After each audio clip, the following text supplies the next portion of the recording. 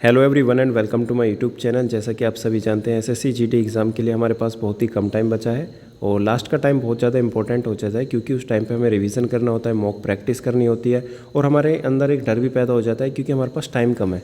हमारे माइंड पे pressure create होने लगता है कि यार इस बार भी मैं एग्ज़ाम क्लियर कर पाऊँगा या नहीं कर पाऊँगा, क्योंकि पीछे काफ़ी फेलियर्स होते हैं। ठीक है, तो माइंड पे प्रेशर आ जाता है जिसकी वजह से हम सोच नहीं पाते, अच्छी स्ट्रैटेजी नहीं बना पाते। तो मैं आपको इस वीडियो में एक डायरेक्शन दूंगा, स्ट्रैटेजी बताऊंगा कि लास्ट के 20 दिन में किस तरीके से आपको लिमिटेड कंटेंट के साथ अपना रिवीजन करना है और इफेक्टिवली करना है। ठीक है, तो ध्यान से इस वीडियो को समझना, बहुत ही काम की वीडियो है। तो स्टार्ट करते हैं मॉक से, यानी कि अब जब आप एग्ज़ाम दोगे रियल एग्ज़ाम, तो वो एक मॉक ही है। यहाँ पे जो भी आप मॉक प्रैक्टिस करोगे उसी से आपको पता चल जाएगा कि आपका सिलेक्शन होगा या नहीं होगा, आपकी क्या रैंक है। ठीक है, सब कुछ पता चल जाता है परसेंटाइल से। ठीक है, तो आपको करना क्या है, सबसे पहले मैं आपको बताऊंगा कि मॉक प्रैक्टिस कैसे करनी है और मॉक को अटैम्प्ट कैसे करना है। यानी अभी तक आपने सब कुछ पढ़ लिया, अलग अलग टाइप के स्टूडेंट्स हैं, काफ़ी स्टूडेंट्स ऐसे हैं जिन्होंने ऑलरेडी सिलेबस कंप्लीट कर लिया, सिर्फ मॉक प्रैक्टिस कर रहे हैं। अब उन्होंने इतना कुछ पढ़ लिया, अब उन्हें समझ में नहीं आ रहा कि यार मैं इतना जो भी हमने पढ़ा है उसको इतने कम टाइम में किस तरीके से रिवाइज़ करूं। सबका अलग अलग तरीके से एग्ज़ाम होगा, किसी का 20 दिन बाद होगा, किसी का 25 दिन बाद, किसी का 35 दिन बाद, तो सभी को अलग अलग टाइम मिलेगा। ऐसा नहीं है कि सभी को 20 दिन ही मिलेंगे, किसी को कम भी मिलेगा, किसी को ज़्यादा भी मिलेगा। तो अपने हिसाब से अपने लेवल के अकॉर्डिंग आपको ये चीज़ें करनी है। ठीक है, सबसे पहले बात करते हैं मॉक फ़ोन पे देनी है लैपटॉप पर देनी है। ठीक है, देखो फ़ोन पे अगर दोगे तो आपको 5 मिनट पहले ही सेव करना है, यानी कि जब आप मॉक दोगे तो फ़ोन पर तो आपको 5 मिनट पहले ही सबमिट करना है, क्योंकि आपको पता है जब हम रियल में एग्ज़ाम देते हैं तो वहाँ पे माउस यूज़ करते हैं और फ़ोन की हमें इतनी अच्छी खासी प्रैक्टिस होती है स्लाइड करने की, तो हम एक सेकंड नहीं लेते, बस क्वेश्चन पे क्लिक करा और नेक्स्ट कर देते हैं। ठीक है, जब माउस का नंबर आता है तो हमें क्या करना होता है, वो कर्सर यहाँ से इधर, ये 4 ऑप्शन होते हैं। ठीक है, यहाँ पे एक क्वेश्चन रहता है तो यहाँ से यहाँ पे क्लिक करना होता है, फिर नेक्स्ट करना होता है। इसी में आपकी 3 से 4 सेकंड वेस्ट हो जाती हैं और टोटल कितने क्वेश्चन है, 80। मान लो अगर एक क्वेश्चन में आपकी 4 सेकंड वेस्ट हुई है तो 360 यानी 360 सेकंड यानी कि 6 मिनट आपकी वेस्ट हो जाएंगी। फिर आपको क्या लगेगा कि यार मेरा फ़ोन में जब मैं घर पे मॉक देता था वहाँ तो स्कोर मेरा 140 आता था, लेकिन यहाँ पे तो मैं क्वेश्चंस नहीं कर पाया, पेपर हार्ड था या मेरे पास टाइम की कमी रह गई। टाइम की कमी नहीं रहती, वो आपके माइंड में प्रेशर इसलिए क्रिएट हो जाता है क्योंकि आपने अभी तक मॉक फ़ोन पर दिए हैं, वहाँ पर टाइम कम बचने लगता है तो आपको लगता है यार मैंने घर पे तो इस टाइम तक मैथ कंप्लीट कर ली थी। तो इस तरीके से आपको क्या करना है, लैपटॉप पर मॉक देना है। ठीक है, और अगर आपके पास लैपटॉप नहीं है तो फ़ोन पे 5 मिनट पहले सबमिट कर देना। बेशक स्कोर कम आए, इससे मत घबराना, ये मत सोचना कि मैं स्कोर ज़्यादा लेकर आऊँगा। ठीक है, तो आपको यही प्रैक्टिस करनी है। इसके अलावा देखो सभी के सब्जेक्ट्स ऑर्डर अलग अलग होंगे, तो यहाँ पे मैं ये नहीं कहूँगा कि पहले मैथ ही अटैम्प्ट करना है। ठीक है, जो भी आपका ऑर्डर है उसको चेंज मत करना। ठीक है, जिसमें आपको सेटिस्फैक्शन मिलता है, जिसमें आपको लगता है कि यार इफेक्टिवली मैं कर पाता हूँ, मेरा टाइम भी बच जाता है, उस हिसाब से आपको टाइम मैनेज करना है। ठीक है, टाइम मैनेज करने का मतलब ये है कि आपको पता है यार जीके के 20 क्वेश्चन आते हैं, उसको मैं 4 मिनट में कर सकता हूँ या 5 मिनट में कर सकता हूँ। तो मेरा ध्यान होना चाहिए जब मैं सिस्टम पे अपना रियल एग्ज़ाम दूंगा तो यहाँ पे मेरी नज़र होनी चाहिए कि यार जैसी 4 मिनट कंप्लीट हुई तो मुझे अपना स्विच कर देना है, यानी कि मुझे रीजनिंग पे आ जाना है। और जैसे रीजनिंग का मैंने सोचा है कि मैं 12 मिनट में करूँगा, 15 मिनट में करूँगा, तो फिर एकदम से स्विच होकर मुझे मैथ पे आना है। ठीक है, वो अपना टाइम आपका होगा। ठीक है, जैसे ये सब कैसे पता चलेगा, ये आपको पहले ही पता चल जाएगा जब आप प्रैक्टिस करोगे। यानी एक टाइम मैनेजमेंट आपके पास होना चाहिए। ऐसा नहीं कि आपने जैसे आपके सामने सिस्टम पे पूरा पेपर आया और आप लाइन से क्वेश्चंस करते जा रहे हो। ठीक है, ऐसा नहीं करना। आपके पास क्या होना चाहिए, स्कीपिंग। ठीक है, स्कीपिंग मेथड होना चाहिए। स्कीपिंग मेथड का मतलब ये है कि जैसे आपके सामने क्वेश्चन आया, आपको लगा यार ये तो क्वेश्चन नया है या हार्ड क्वेश्चन है, तो उसको तभी तुरंत छोड़ देना है। क्योंकि अगर एक क्वेश्चन में आपने 4 मिनट वेस्ट कर दी, इसका मतलब ये है कि आप वो क्वेश्चंस अगर क्या पता नहीं कर पाए। ठीक है, या आपको लग रहा है कि यार ये क्वेश्चन ईजी है, ये मैं करूँगा, पर नहीं कर पाए और 4 मिनट वेस्ट हो गए। एक तो आपके माइंड पे प्रेशर क्रिएट हो जाएगा और उसको स्किप नहीं किया तो आप ये सोचो कि 4 मिनट के बदले आप वहाँ पे 2-3 क्वेश्चन और कर सकते हैं, यानी कि आप 4 से 6 नंबर ला सकते थे, लेकिन आपने एक ही क्वेश्चन पर वो टाइम वेस्ट कर दिया। तो ये चीज़ें नहीं करनी। इसी से आपके माइंड में प्रेशर क्रिएट होता है जब आप स्किप नहीं करते। पहला टारगेट क्या होता है, आपको सेफ टारगेट अचीव करना है। सेफ टारगेट का मतलब आपके माइंड में क्लियर होना चाहिए कि यार मैं घर पे जब मॉक देता था, ये सभी चीज़ें आपको यहीं से करनी है। जैसे कि आप घर पे मॉक दोगे ना, तो आपको यहीं से आपने अपना माइंड सेट बनाना है। माइंड सेट कैसे, कि जैसे मान लो 80 क्वेश्चन आते हैं तो आपके माइंड में क्लियर होना चाहिए कि यार मैं कम से कम 60 क्वेश्चन तो ठीक करूँगा। ठीक है, उसके बाद मैं एलिमिनेशन या गैस करूँगा। ठीक है, या तुक्के मारने हैं तो तुक्के मारूँगा, रिस्क ले सकता हूँ, इस तरीके से। अब ये नहीं है कि आप एक क्वेश्चन हार्ड आ गया तो उस पर फोकस करने लगे, नहीं। जो 80 क्वेश्चन है, 80 में से पहले आपको क्या करना है, आपको ये देखना है कि यार मुझे पहले 60 क्वेश्चंस करने हैं।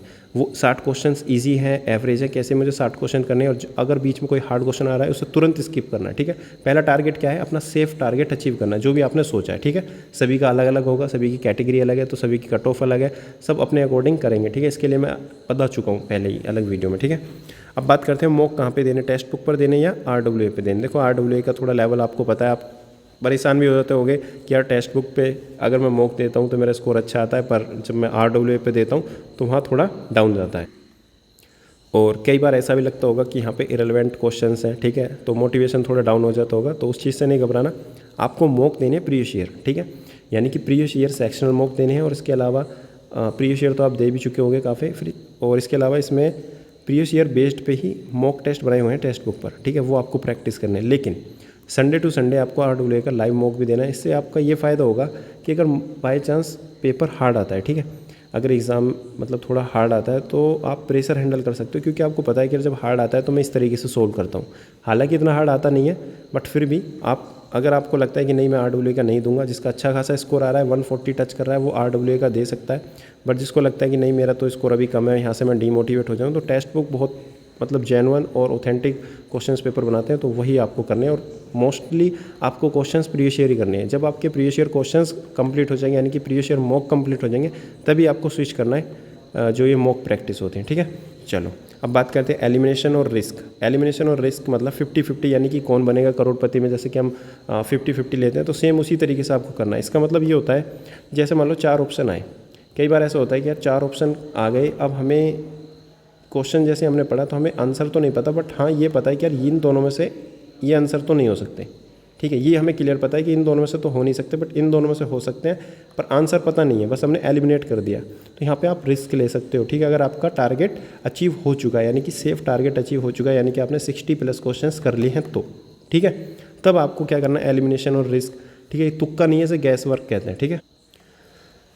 तो ये चीज़ करनी है, ये भी हो गई। अब बात करते हैं 2 ऑप्शन कन्फ्यूज़न। कई बार आपने देखा होगा काफ़ी चीज़ें आपने पढ़ ली हैं, इतना सारा सब कुछ पढ़ने के बाद जब आपके सामने क्वेश्चन आते हैं, जब 4 ऑप्शन आते हैं तो आप 2 ऑप्शन में कन्फ्यूज़ होते हो। आप सोचते हो यार ये या ये, इन दोनों में से एक होगा, फिर आप सोचते हो ये वाला टिक कर देता हूँ, और जब आंसर चेक करते हो तो ये वाला होता है। यानी इस तरीके से 2 ऑप्शन कन्फ्यूज़न की वजह से आपके कई सारे क्वेश्चन गलत हो जाते हैं। इसका रीज़न सिर्फ एक ही है, वो है लैक ऑफ रिविज़न। यानी आपने इतनी सारी चीज़ें पढ़ ली बट उसका रिविज़न नहीं किया। आती सब कुछ है माइंड में, बट एक होता है ना कि इसका रियल आंसर क्या होगा, मतलब ढंग से नहीं पता, ठीक है, लैक ऑफ रिवीजन होता है। तो आपको क्या करना है, पढ़ना उतना ही है जितना आप रिवाइज कर पाओ, ठीक है, कन्फ्यूज़न नहीं होना, मतलब कन्फ्यूज़ नहीं होना। अब देखो दूसरी बात, जैसे आपको पता है फेस्टिवल डांस और जो भी ये स्टैटिक टॉपिक है, म्यूजिकल इंस्ट्रूमेंट, आपको पता है इनसे क्वेश्चंस बार बार आते हैं स्पोर्ट्स से, तो आपको सबसे पहले इन्हीं पर फोकस करना है और इन्हीं को बार बार रिवाइज करना है। ऐसा नहीं है कि आपने 2 बार फेस्टिवल पढ़ लिया, फिर आप माउंटेन रेंजेस पढ़ रहे हो, पीक पढ़ रहे हो, इंस्टीट्यूशन पढ़ रहे हो, ऑर्गेनाइजेशन पढ़ रहे हो, काफ़ी अलग अलग टॉपिक हैं, स्टैटिक की लिमिट नहीं है, तो आपको वो नहीं पढ़ने, आपको वो पढ़नी है जो हर बार क्वेश्चन पूछे जाते हैं पहले, ठीक है। पहला टारगेट वही है जो इंपॉर्टेंट टॉपिक्स हैं। ये सब कुछ मैं बता चुका। अब बात करते हैं नंबर ऑफ़ मॉक्स, यानी कितने मॉक देने हमें। देखो ये नंबर ऑफ़ मॉक्स फिक्स नहीं है। अब जैसे मान लो किसी की तैयारी अच्छी है, ठीक है, उसको लगता है कि मैं दिन में 2 मॉक दे सकता हूँ, तो 20 दिन में वो 40 मॉक कंप्लीट कर लेगा, जो कि टेक्स्ट बुक पर अवेलेबल है। जिसको लगता है कि नहीं मेरी तैयारी अभी नहीं है, तो वो अल्टरनेट डेज में देगा, ठीक है, हफ्ते में 2 मॉक भी देगा। तो सबको अपने अकॉर्डिंग करने हैं। तो नंबर ऑफ़ मॉक्स डिसाइड नहीं करेगा आपका सिलेक्शन डिसाइड करेगा कि जो भी आपने मॉक दिया उसको एनालिसिस करके आपने अपनी गलती को इम्प्रूव किया नहीं किया, ठीक है, आपको अपना स्कोर बूस्ट करना है, ठीक है। और रटने से काम नहीं चलेगा, तो कंपटीशन है, आपको परसेंटाइल पे फोकस करना है। ऐसा नहीं है कि किसी मॉक में आपका 140 स्कोर आ गया और किसी में 120 आ गया तो आपको लग रहा है यार ये तो स्कोर डाउन हो गया। आपको ये चेक करना है कि वहाँ पे परसेंटाइल क्या है, क्या पता आपका वो वाला मॉक जिसमें 120 स्कोर आए, क्या पता वो हार्ड मॉक हो, ठीक है। चलो अब बात करते हैं स्ट्रैटेजी सब्जेक्ट वाइज, यानी आपको डेली करना क्या है। देखो मैथमेटिक्स की बात करते हैं, 2 से 3 घंटे देने, फिक्स नहीं है इसमें कि 2 घंटे यानी कि 9 बजे बैठे और 11 बजे अपना बंद कर दिया, ये कोई सिस्टम नहीं है। अपना टारगेट लेके चलना है, ठीक है, कि मुझे ये कंप्लीट करना है आज, तो इसमें 2 घंटे भी लग सकते हैं, 2.5 भी लग सकते हैं, 3 भी लग सकते हैं, बट लिमिटेशन और एक होता है ना कि टाइम सेट करके करना है, तो वो चीज़ होनी चाहिए। मतलब कि ये कई बार ऐसा होता है, आपको लगता है कि यार मैं 2 घंटे के अंदर, ठीक है, 9 से लेके 11 बजे तक आज टाइम एंड वर्क के 20 क्वेश्चन करूँगा, साथ के साथ 2 सेक्शनल मॉक दूंगा, ठीक है। आपने ये सोचा 9 से 11, बट आपको पता चला आपने तो फ़ोन में टाइम वेस्ट कर दिया, 9 से 11 सिर्फ आप क्या कर पाए, एक ही सेक्शनल मॉक दे पाए। इससे क्या होगा, जो आगे के टारगेट्स हैं, चाहे इंग्लिश का हो, हिंदी का हो या जीके का हो, ये सब आपका बेकार हो जाएगा, तो पूरा दिन खराब हो जाएगा। इसलिए आपको क्या करना है, रियल टारगेट्स रखने जितना आप अचीव कर पाओ। सबकी अलग अलग स्ट्रेंथ और वीक एरियाज़ हैं, ठीक है, तो अपने अकॉर्डिंग ही आपको करना है। लेकिन 2 प्रीवियस ईयर सेक्शनल मॉक आपको देने हैं, ठीक है। 2 प्रीवियस ईयर सेक्शनल मॉक वो देगा जिसकी अच्छी खासी मैथ की प्रैक्टिस है, यानी जिसने अच्छे खासे मैथ के क्वेश्चंस और मैथ का सिलेबस कंप्लीट कर लिया है। जिसको लगता है कि यार नहीं मैं नहीं कर पाऊंगा, मुझे तो एक टीचर चाहिए, तो आप कोई भी यूट्यूब चैनल फॉलो कर सकते हैं, RWA या एग्जामपुर। देखो बहुत से अलग अलग चैनल है, पढ़ भी रहोगे अब तक, ठीक है।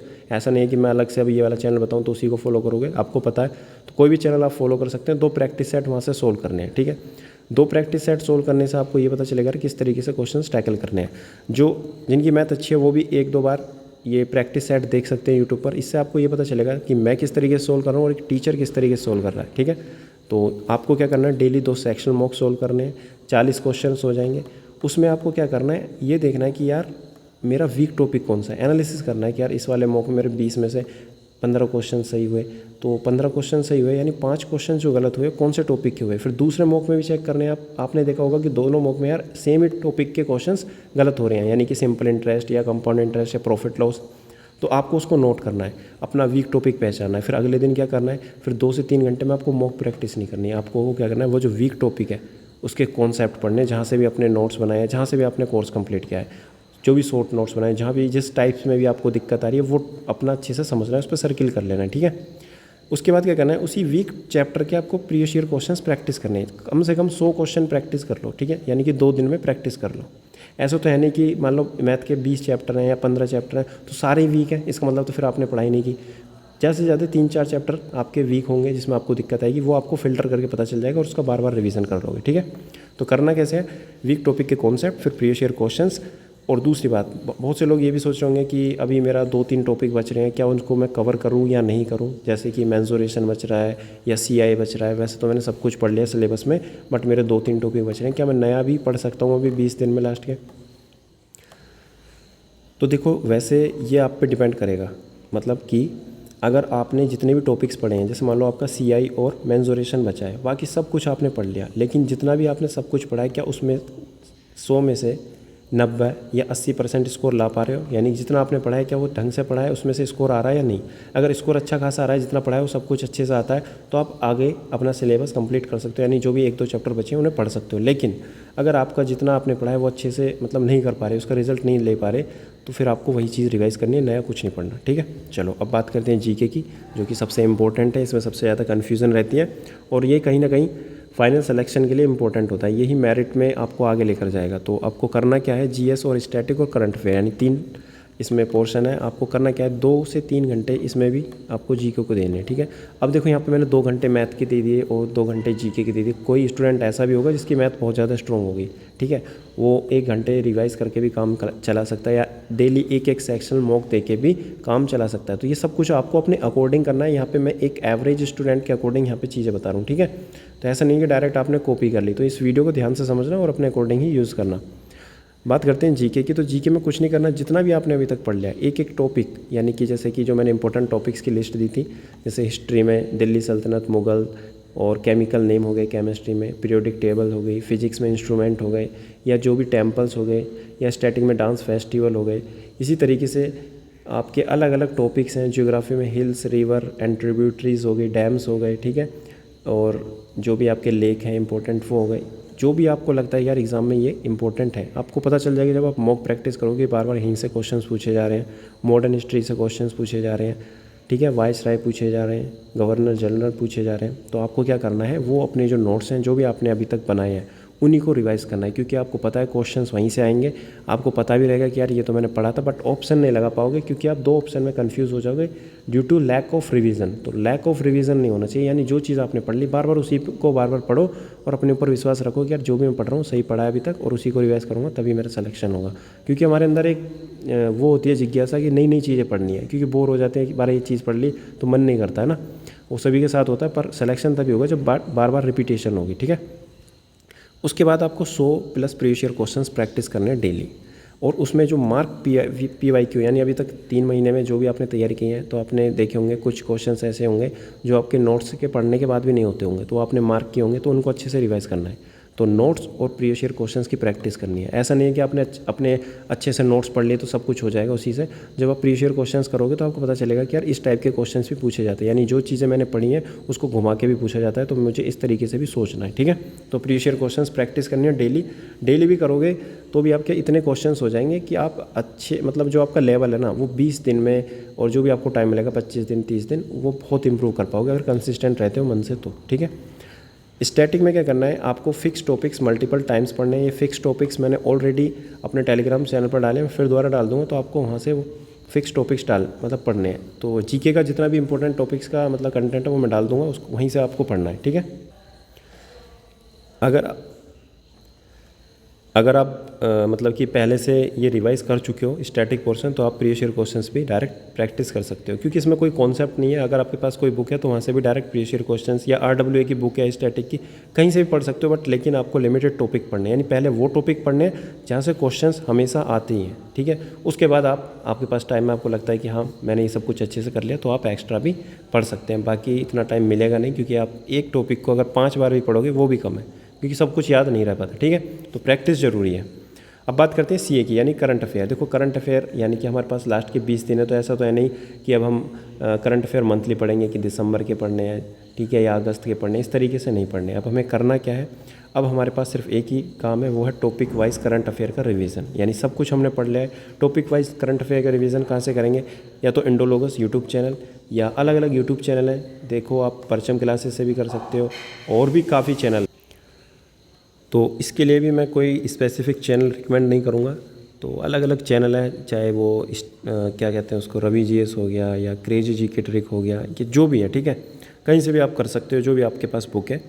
तो आपको करना क्या है, अच्छे से टॉपिक वाइज का रिवीजन करना है, रीड करना है। जैसे कि मान लो कि बहुत सारे अपॉइंटमेंट है, आपको पता है अपॉइंटमेंट से क्वेश्चन आते हैं, तो आपने एक बार रीड किया, आपको पता चलेगा यार ये तो मुझे याद हो गया अच्छे से। याद करने का मतलब ये नहीं है कि कोई आपसे पूछे और आप डायरेक्ट उसका आंसर दो। याद करने का मतलब ये है माइंड में एक तरीके से इमेज छापनी है कि एग्जाम में अगर क्वेश्चन पूछा जाता है तो उसका ऑप्शन देखते पता चल जाए हाँ इसका आंसर ये होगा, ठीक है। तो काफ़ी ऐसे होंगे जो आपको याद नहीं होंगे, या आपको लगेगा कि मैं बार बार भूल रहा हूँ, तो हाथ रख के बार बार याद करना, और जब भूल जाओ तो उसी को टिक करना और बार बार उसी को रिवाइज करना, ठीक है।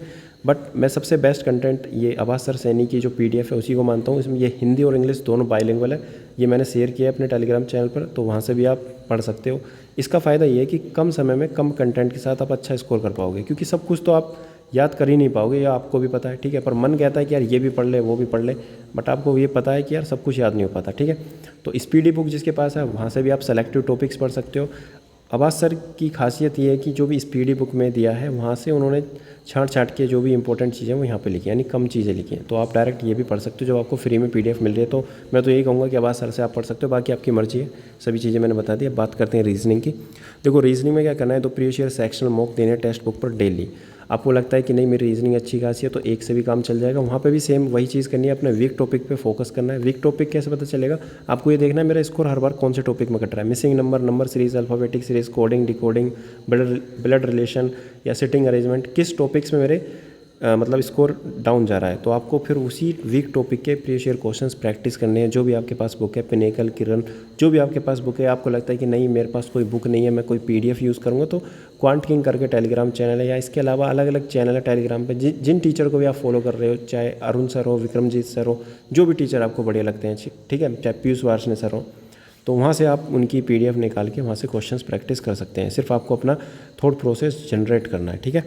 Everyone should get 35+ in this subject, यानी कहने का मतलब ये है कि रीजनिंग इतना इजी सब्जेक्ट है कि अगर आपका स्कोर इसमें 35+ नहीं आ रहा, तो इसका मतलब ये है कि आप तैयारी नहीं कर रहे हैं, सिर्फ टाइम वेस्ट कर रहे हो, ठीक है। अगर इस इजी सब्जेक्ट में आप अच्छा खासा स्कोर नहीं ला पा रहे, तो फिर GK, मैथ, इंग्लिश यानी कि हिंदी, इनमें कैसे लेकर आओगे, ठीक है। इसमें इतना मतलब माइंड नहीं लगाना पड़ता, सिर्फ आपको प्रैक्टिस की ज़रूरत होती है, एक पैटर्न पहचानना होता है, उसके बाद काम खत्म। यानी कि 1 से 1.5 महीने में अगर आपका स्कोर मतलब 15 आ रहा है, तो 1 से 1.5 महीने मतलब 1.5 महीने में आप सिलेबस कंप्लीट करके अपना अच्छा खासा स्कोर इंप्रूव कर सकते हो। बात करते हैं हिंदी की। तो देखो हिंदी और इंग्लिश किसी ने चूज़ किया होगा हिंदी को, किसी ने इंग्लिश को, तो अपने अकॉर्डिंग हिंदी वैसे इजी सब्जेक्ट है, इसमें कहीं कहीं दिक्कत आती होगी, ठीक है, समास अलंकार जिसमें भी दिक्कत आती हो। तो आपको करना क्या है कि जैसे कि मान लो आपको लगता है कि यार मेरी हिंदी बहुत ज़्यादा वीक है, तो आपको डेली यूट्यूब यानी कि RWA वहाँ से सेट देखने हैं, यानी प्रैक्टिस सेट जो है वो सोल्व करने हैं, वहाँ से हर एक चीज़ आपको समझाई जाएगी। तो वो नोट करते रहना, जो भी आपको लगता है यार ये चीज़ मुझे नहीं पता, फिर उसी को बार बार रिवाइज़ करना। दूसरा तरीका ये है कि आपको अच्छे से आती है हिंदी, ठीक है, आपका अच्छा खासा स्कोर भी आता है, तो वहाँ पर डायरेक्ट आप 2 previous year sectional mock practice कर सकते हैं। अभी मैं ये भी बताऊँगा ये सेक्शनल मॉक कहाँ से देने हैं, ठीक है। अभी बहुत लोगों को कन्फ्यूज़न भी हो रही होगी यार ये प्रीवियस ईयर सेक्शनल मॉक है क्या। इसके बाद सेम उसी तरीके से एनालिसिस करना है। एनालिसिस करने के बाद आपको वीक टॉपिक पता चलेगा, आपको पता चलेगा यार मेरे मुहावरे गलत होते हैं बार बार, मैं तो पर्यायवाची में तो वोकैब बहुत ज़्यादा गलत है, यानी शब्दार्थ याद ही नहीं है, ठीक है, या आप फिलअप गलती करते हो, जो भी चीज़ें आपको लगता है कि यार मैं गलती करता हूँ, ठीक है, तो आपको वही टॉपिक RWA यूट्यूब चैनल या अरुण सर या ल्यूशन जो भी आपके पास कंटेंट है वहाँ से आपको वो चीज़ रिवाइज़ करनी है यानी पढ़नी है, ठीक है। तो कुछ भी वो टॉपिक हो सकता है आपका, तो आपको अच्छे से मेहनत करनी है उन सब्जेक्ट में जो आपको लगता है कि यार इसमें मैं अच्छा खासा स्कोर कर सकता हूँ, उसमें एक एक नंबर के लिए आपको मेहनत करनी है, ठीक है। एक नंबर नहीं कटने देना, क्योंकि एक एक नंबर आपके लिए बहुत ज़्यादा इंपॉर्टेंट है, एक एक नंबर से आपकी रैंक डिसाइड होगी। इसके बाद आपको प्रीवियस ईयर क्वेश्चंस प्रैक्टिस करने आदित्य पब्लिकेशन, यानी कहने का मतलब ये है अलग अलग टाइप के स्टूडेंट होंगे। जो वीक स्टूडेंट है वो डायरेक्ट प्रैक्टिस सेट लगा सकते हैं यूट्यूब से, और वीक टॉपिक फाइंड करने के बाद यूट्यूब से ही डायरेक्ट पढ़ सकते हैं। जिनको लगता है कि नहीं मैं डायरेक्ट अपना सेक्शनल मॉक दूंगा, तो वो यहाँ से कर सकते हैं। सेक्शनल मॉक खुद से जितना करोगे उतना बेटर रहेगा, क्योंकि आपको अंदर कॉन्फिडेंस आएगा। दूसरों के दम पे करोगे तो आपको हमेशा डाउट रहेंगे, ठीक है, उतना अच्छा परफॉर्मेंस नहीं कर पाओगे। फिर उसके बाद आपको क्या करना है, जब प्रीवियस सेक्शनल मॉक दे लोगे तो फिर उनकी प्रैक्टिस आपको क्या करनी है। अगर टॉपिक कोई वीक है तो आदित्य पब्लिकेशन की बुक से आपको प्रैक्टिस करनी है, आपके पास जो भी बुक है वहाँ से आपको प्रैक्टिस करनी है, और अपने मुहावरे पर्यायवाची शब्द लोम शब्द जो भी है वो कैब आपको रिवाइज करते रहना डेली। जो भी आपने मार्क किए हैं, जो आप बार बार भूलते हैं, ऐसा नहीं कि डेली आप 100 याद करने लगो, आपको वही याद करनी है जो आप बार बार भूलते हो, आपने मार्क की होंगी, ठीक है। टिक लगाते रहना कि यार ये वाले मैं बार बार भूलता हूँ। हिंदी में मैंने 1 घंटा लिखा है, इसमें आप बढ़ा भी सकते हो अगर आपको लगता है कि नहीं 1 घंटे में काम नहीं चलेगा। बाकी इंग्लिश के लिए 2 घंटे सफिशिएंट है। अब इंग्लिश में क्या करना है, इंग्लिश में भी 2 प्रीवियस ईयर सेक्शनल मॉक देने हैं। ये सिर्फ GD के देने हैं, जितनी भी चीज़ें मैंने बताई हैं GD की देनी है और टेक्स्ट बुक से देनी है सेक्शनल मॉक। इसके लिए अलग से कोई बुक लेने की जरूरत नहीं है, ठीक है, टेक्स्ट बुक के पास से ही आपका काम हो जाएगा।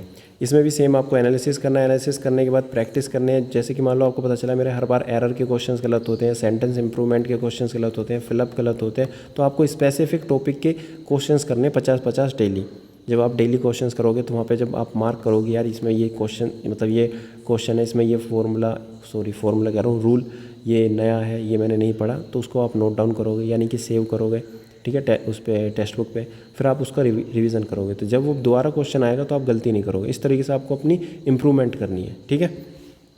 और यहाँ पे लिखा है ना 2 प्रीवियस ईयर सेक्शनल मॉक, यानी कहने का मतलब ये है कि जैसे मान लो आपने आज 2 सेक्शनल मॉक दिए, ठीक है, मॉक देने के बाद आपके पास टाइम बचेगा तो आप क्या करोगे, अपनी वोकैब रिवाइज करोगे, ठीक है। पिनेकल, किरण, ब्लैक बुक या जहाँ से भी आप याद कर रहे हो, आपको लगता है कि मैंने कहीं से भी याद नहीं की तो लास्ट के टाइम पे मैं याद कहाँ से करूँ, तो आप डायरेक्ट कोई भी मैराथन वीडियो देख सकते हैं और उनकी फिर PDF से रिवाइज कर सकते हैं। जैसे कि online study Gurukul, Nimisha Bansal ma'am, Rani ma'am, अलग अलग टीचर हैं, जो भी आपको अच्छे लगते हैं वहाँ से आप कर सकते हैं। ओपन स्टडी गुरुकुल मतलब उनकी PDF ही मिल जाएगी, वो भी बेस्ट है, तो वहाँ से भी कर सकते हैं। सिर्फ आपको क्या करना है, लिमिटेड वोकैब रिवाइज करनी है, ठीक है। तो आपको क्या करना है, 2 सेक्शनल मॉक और वोकैब क्या करनी है, रिवाइज करनी है। जब आप मॉक दोगे तो आप एनालिसिस करोगे, एनालिसिस करने के बाद आपको पता चलेगा कि ये मेरे वीक टॉपिक है, मेरे क्लोज टेस्ट बहुत गलत होते हैं, मुझे रीडिंग करते टाइम बोरिंग फील होती है, PQRS करते टाइम समझ में नहीं आता, तो आपको पता चलेगा कि हाँ ये टॉपिक मेरे वीक है। तो अगले दिन आपको फिर मॉक नहीं देने, फिर इन्हीं के आपको क्वेश्चंस 50-50 क्वेश्चंस प्रैक्टिस करने खुद से। तो ये चीज़ें आपको खुद से करनी है, ठीक है। तो इतनी बात हो गई। और एरर, सेंटेंस इंप्रूवमेंट करते टाइम जो भी नए रूल्स आते हैं, ठीक है, उनको अपने एक A4 साइज़ के पेज में लिखने हैं, यानी कि जो ग्रामर है वो आपको लिमिटेड यानी 10 से 15 पेज में ही अपने रूल्स लिखने हैं, ठीक है, जिनको आप कम टाइम में रिवाइज़ कर पाओ। यानी कि जैसे मान लो निमिषा बंसल मैम है, उनके 120 रूल्स हैं, उनको भी आप रिवाइज़ करके जा सकते हो, ठीक है। तो अपने अकॉर्डिंग करना है। एक दिन 2 सेक्शन मॉक दिए, फिर अगले दिन आपको क्या करना है, उस टॉपिक का रिवीजन करना है, उनका इंप्रूवमेंट करना है, फिर चेक करना है दोबारा मॉक देख के कि क्या मैं इंप्रूवमेंट कर पाया नहीं कर पाया, ठीक है।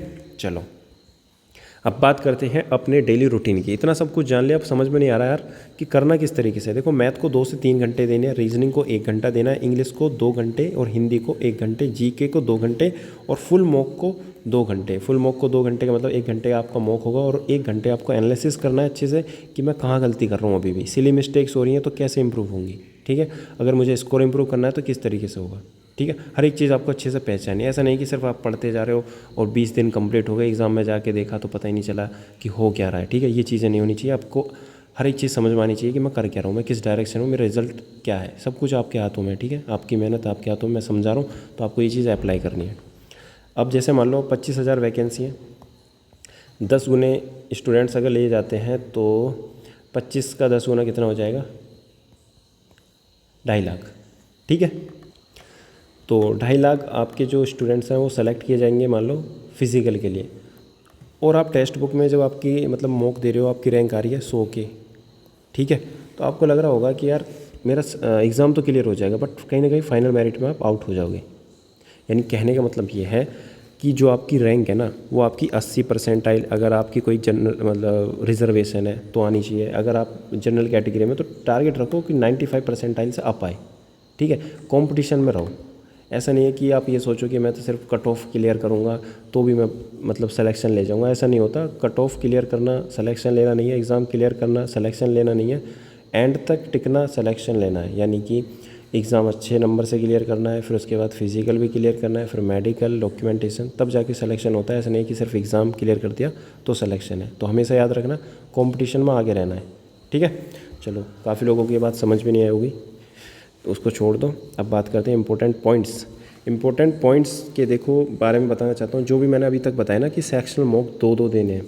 देखो काफ़ी लोगों को ये समझ में आता होगा कि यार 2021 के मैंने सेक्शनल मॉक दिए हैं, पर जब मैं 2023 के मैंने सेक्शनल मॉक भी दिए, बट जब 2023 के मैं फुल मॉक लगाता हूँ तो उसमें क्वेश्चन रिपीट होते हैं, क्योंकि मैंने सेक्शनल मॉक भी दे दिया और फिर मैं दोबारा उन्हीं मॉक को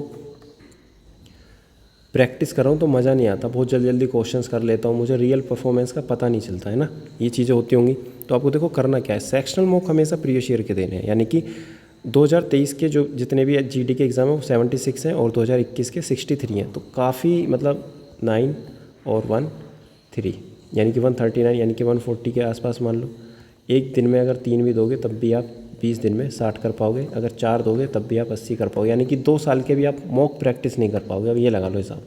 ठीक है, और हमें लगता है कि हम 5 साल के करके जाएंगे, 10 साल के करके जाएंगे, तो वो पॉसिबल नहीं है। सोचना अलग चीज़ है, करना अलग चीज़ है। तो करना क्या है, प्रैक्टिकल करना है। तो 2 डेली आपको क्या करना है, सेक्शनल मॉक देने, सिर्फ 2023 के। अगर आपको लगता है कि नहीं मैं 2023 के तो कंप्लीट कर चुका हूँ तो 2021 के कर लेना। ठीक है, तो 2 सेक्शनल मॉक देने प्रीवियस ईयर। कहाँ से देने, टेक्स्ट बुक से। अलग अलग सब्जेक्ट वाइज मिल जाएंगे, डायरेक्ट ऐसा नहीं है कि एसएससी जीडी सर्च करना है। कैसे सर्च करना है वो टेलीग्राम पे अलग से मैंने वीडियो बनाई है। ठीक है, क्योंकि एसएससी जीडी सर्च करके तो आपको फुल मॉक और प्रीवियस ईयर मॉक ही मिलेंगे, बट सब्जेक्ट वाइज अलग मॉक नहीं मिलेंगे। यानी रीजनिंग के अलग सेट, मैथ के अलग सेट, वो नहीं मिलेंगे। तो वो कैसे मिलेंगे, उसके लिए आपको टेलीग्राम चैनल पर जाना होगा, जॉब पक्की विद शुभम, वहाँ पे मैं वीडियो डालूंगा, वहाँ पे जाकर आप देख लेना। ठीक है, चलो, तो करना क्या है, 2 sectional mock daily previous year के करने हैं। इससे देखो फ़ायदा क्या होगा, जब डेली 2 सेक्शनल मॉक लगाओगे प्रीवियस ईयर के तो आपके 40 सेट हो जाएंगे। अगर आपके पास 30 दिन है तो आपके 60 सेट हो जाएंगे। इसी के साथ आपको जीडी के 2024 के मॉक देने, ये 40 हैं शायद। ठीक है, तो 40 मॉक देने जीडी के फुल मॉक जो टेक्स्ट बुक पर होते हैं। जब जीडी के 40 मॉक दोगे तो आपके कितने हो जाएंगे, 40 सेट हो जाएंगे। तो 40 सेट ये हो गए और 40 सेट प्रीवियस ईयर के हो गए, यानी कि 80 सेट हो गए तुम्हारे सिर्फ 20 दिन में। ठीक है, ये तो आपने क्या किया था, सिर्फ सेक्शनल मॉक दिया था, यहाँ पे एक फुल मॉक दिया। तो स्मार्ट स्ट्रेटजी के साथ आपको पता भी नहीं लगा कि आपने प्रीवियस ईयर भी कंप्लीट कर लिया और नॉर्मल सेट भी कंप्लीट कर लिए। और इसी के साथ संडे को आपको क्या करना है, जीडी का लाइव मॉक देना है। अगर आपका लेवल अच्छा खासा है तो, बट फिर भी दे सकते हो। ठीक है, तो आपको करना क्या है कि लगभग आपको 40 सेट लगाने हैं। ठीक है, 30 लगाओगे तो भी सफिशिएंट है, बट एक चीज़ याद रखना, यहाँ पे जैसे मैंने दिया 40 सेट लगा लेंगे, आप सोच रहे हो यार संडे भी तो आएगा बीच में, हम तो 6 दिन कर पाएंगे 12, तो इस तरीके से अलग अलग चीज़ें सोच होंगे। तो देखो मैं एक चीज़ बताना चाहता हूँ कि जैसे मान लो आपके पास 20 दिन है लगभग, ये मैटर नहीं करता कि नंबर ऑफ़ प्रैक्टिस सेट ज़्यादा लगाओगे तो ही आपका सिलेक्शन होगा। मेन चीज़ मैटर करती है एनालिसिस और इम्प्रूवमेंट। यानी आपने एक सेट लगाया फिर उसका इम्प्रूवमेंट किया, मतलब कि आपने एनालिसिस किया, अच्छे से पहचाना कि यार ये मेरी यहाँ गलती हो रही है, उसको इम्प्रूव करके नेक्स्ट जो मॉक है उसमें इम्प्रूवमेंट की। ठीक है, इस तरीके से धीरे धीरे अगर आप 10 सेट में भी इम्प्रूवमेंट करते हो तो आपका सिलेक्शन होगा, आप इम्प्रूवमेंट करोगे। ठीक है, आपको खुद पता चल जाएगा कि यार मैं इम्प्रूवमेंट कर रहा हूँ। लेकिन आप डेली 2-2 सेट लगा रहे हो और जो गलतियाँ हो रही हैं उनको ऐसे ही छोड़ते रहो तो आपके डेली ही उतने स्कोर आएगा, क्योंकि आप नई चीज़ तो सीख नहीं रहे, जो आपकी गलती है वो सुधार नहीं रहे, तो आपका स्कोर वही रहेगा जो पहले था। तो इसका मतलब your improvement will decide your result, यानी कि आपका जो रिज़ल्ट है वो आपकी इम्प्रूवमेंट ही डिसाइड करेगी आप कितना इम्प्रूव कर पाते हो इन 20-30 दिनों में। ठीक है, इम्प्रूवमेंट कर सकते हो, मेहनत लगेगी, 10 से 11 घंटा आप पढ़ोगे, जितना ज़्यादा पढ़ोगे देखो उतना ज़्यादा आपका स्कोर बूस्ट होगा। ठीक है, score directly proportional to time, जितना ज़्यादा टाइम दोगे उतना ज़्यादा सीखोगे। ठीक है, तो ये चीज़ें करनी है। अगर फिर भी कोई डाउट है तो कमेंट सेक्शन में पूछना, बाकी आप चैनल को सब्सक्राइब कर सकते हैं, जो भी डाउट है अपना अच्छे से बता सकते हैं, अपने दोस्तों के साथ शेयर कर सकते हैं अगर वीडियो अच्छी लगी, अगर चीज़ें अच्छे से ध्यान से समझ में आ रही हैं। ठीक है, प्रैक्टिकल चीज़ें हैं सारी, ऐसा नहीं है कि ये कुछ पॉसिबल नहीं है, आप नहीं कर पाओगे। काफ़ी लोगों को लग रहा होगा कि यार इतना हैवी टारगेट, हैवी कुछ नहीं है, सिर्फ आपका डेली रूटीन है ये। आप डेली प्रैक्टिस सेट जहाँ 2 लगाने हैं, आपको लगता है कि नहीं मेरे मैथ में थोड़ा मतलब मेरा मन नहीं करता, तो मैथ में 1 लगा सकते हो, बाकी 2 लगा सकते हो। ठीक है, हर एक चीज़ आपको अपने अकॉर्डिंग करनी है, अपना टाइम देख के, कि मैं दिन में सुबह 4 घंटे फ्री होता हूँ बट उसके बाद मैं फ्री नहीं रहता, फिर रात में रहता हूँ, तो अपने अकॉर्डिंग टाइम टेबल बनाना है। इसलिए इस वजह से मैंने यहाँ पे ना ये टाइम टेबल सेट नहीं किया कि 8 से 9 और 9 से 10। ठीक है, सभी का अपना टाइम टेबल अलग होता है, बट आपको इफ़ेक्टिव आवर्स देने हैं, यानी कि ज़्यादा से ज़्यादा टाइम अपनी स्टडी को देना है। जो भी चीज़ें हैं, अपना friend circle, girlfriend, boyfriend, phone, Instagram, YouTube, ठीक है, और किसी से लड़ाई झगड़ा, और जैसे कि आपको बताया सर्दी का मौसम है, बीमार नहीं होना। ठीक है, हर एक चीज़ का आपको बहुत ध्यान देना है। लास्ट टाइम पे अगर कोई भी मिस्टेक हुई, दिमाग इधर उधर घूमा, तो आपका एग्ज़ाम बेकार हो जाएगा। ठीक है, और आपकी मेहनत ख़राब हो जाएगी, और ख़राब करनी नहीं है, सिलेक्शन लेना है, बार बार मौका नहीं मिलेगा, फिर 1 साल आपको घसीटना होगा अपने आप को। ठीक है, तो करना क्या है, जो भी आपने चीज़ें पढ़ी हैं उनको अच्छे से रिवाइज़ करना है, अपने ऊपर विश्वास रखना है और अच्छे से सिलेक्शन लेना है एग्ज़ाम क्लियर करके, और फिजिकल वगैरह। ठीक है, चलो जो भी डाउट है पूछना, ये इंस्टाग्राम आईडी है, यहाँ पे आप डाउट्स पूछ सकते हैं। टेलीग्राम चैनल ज्वाइन करो, वहाँ पे आपको मतलब एक मौका मिलेगा लोगों से बात करने का भी, कि क्या तैयारी किस तरीके से की जाती है, उन्होंने कैसे की, क्योंकि अलग अलग टाइप के स्टूडेंट वहाँ पे मिलेंगे। ठीक है, तो अपना ऐसा सर्कल बनाओ जो तैयारी करते हैं। ऐसा नहीं है कि सिर्फ आप तैयारी कर रहे हो अपने फ्रेंड सर्कल में और बाकी कुछ ऐसे फ्रेंड्स आपके जो तैयारी नहीं कर रहे, बट उनके साथ आप टाइम स्पेंड कर रहे हो। ठीक है, तो ये चीज़ें आपको सिलेक्शन की तरफ नहीं लेके जाएंगी। चलो, thank you so much for watching this video. आज थोड़ा लेट हो गया, मिलेंगे नेक्स्ट वीडियो में।